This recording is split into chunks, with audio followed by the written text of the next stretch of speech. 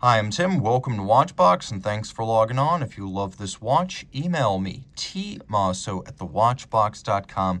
It's in the description below. Your purchase and pricing email question line for buying this or any watch you see on any Watchbox platform. Please reach out to me directly. Email tmosso@thewatchbox.com for pricing.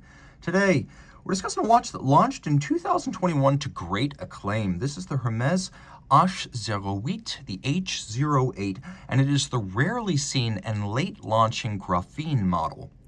So, the watch features a black ceramic bezel, a graphene case, a case back in blackened titanium, and it measures 39 millimeters across, not including the crown, so that's the width. It is 10.5 millimeters thick, 46 millimeters from lug tip to lug tip, and it has a spacing between the lugs of 21 millimeters. So being made of sapphire, ceramic, graphene, and titanium, it is very light. We'll zoom out a little bit. Throw the watch on the wrist and get a sense of how it wears. Being as short as it is across the wrist, it's easy to wear. I could recommend it for a wrist as small as 13.5 centimeters circumference, and it sits low. It's easy to fit underneath the cuff. You can see this down the barrel shot reveals that the edges of the lugs nowhere near the edge of my wrist.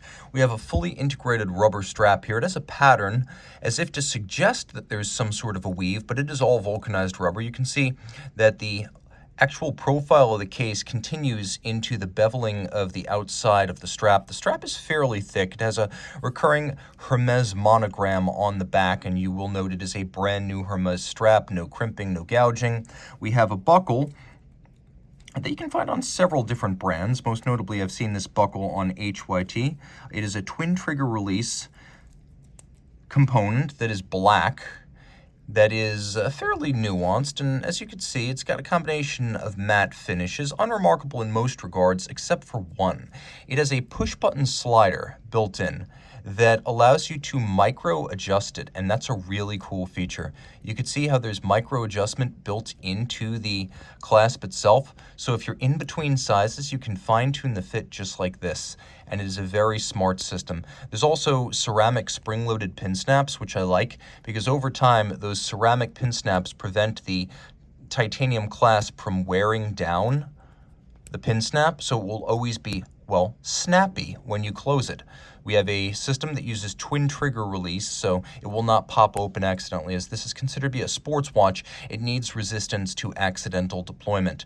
Now, the case. It's mostly graphene, which is a carbon composite that is exceptionally light and exceptionally scratch resistant. So that's the primary composition. The bezel itself is made of ceramic, so it too is very scratch resistant. It features an outer face that has a remarkably fluid undulation tracing the contours of the case, but then it's polished on that outer face. And then you have a lapping machine, lateral satination, sort of a sunburst starting at an imaginary center point at the middle of the dial. So you've got that satination. You have a crown with the Hermès logo. It is a screw-down crown. The watch is 100 meters water resistant. And then the dial has a sort of pebbly sandpaper-like texture to it. And we have numerals radially arrayed using a custom typeface created just for this watch.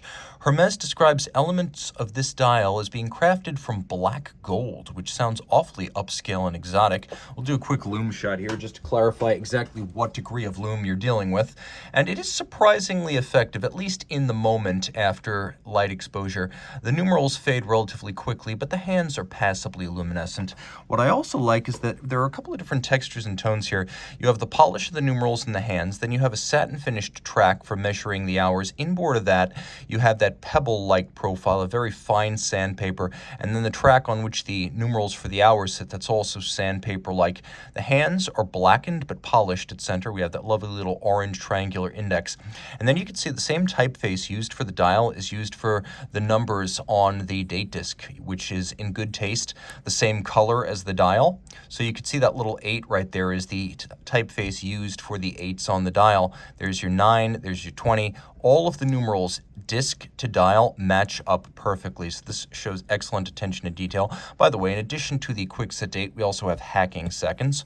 On the reverse side, you see two different elements. Surrounding, we have a case back of blackened titanium, and then what appears to be a darkened movement is actually a conventional rhodium-plated brass movement underneath a smoked sapphire case back. So once again, you can see the Hermès monogram all over this caliber H1837, which celebrates the year Hermès was founded.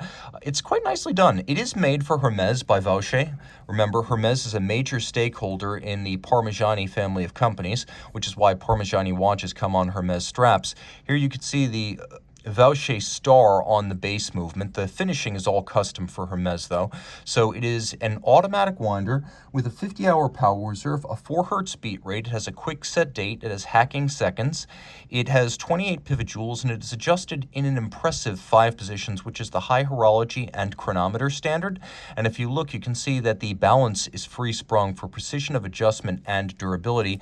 If you look carefully, you can see that the bevels are actually quite attractive. They're nicely done. You can see they're mirrored in profile. We have that monogram on the rotor as well as the bridges. We have engine turning on the base plate. We have black polished screws. We have satination on the wheels. We have solarization on the barrels, and you will note we have 2 mainspring barrels, so the watch doesn't have a big amplitude drop-off after 24 or 36 hours the way a conventional single barrel movement would. So it's nice to see that refinement, the twin barrel for better timekeeping. This is a handsome and intriguing watch, particularly with the combination of textures, tones, and materials used from a brand that has impeccable name equity within and without the world of horology. Reach out to Team Mosso at thewatchbox.com for purchase and pricing details.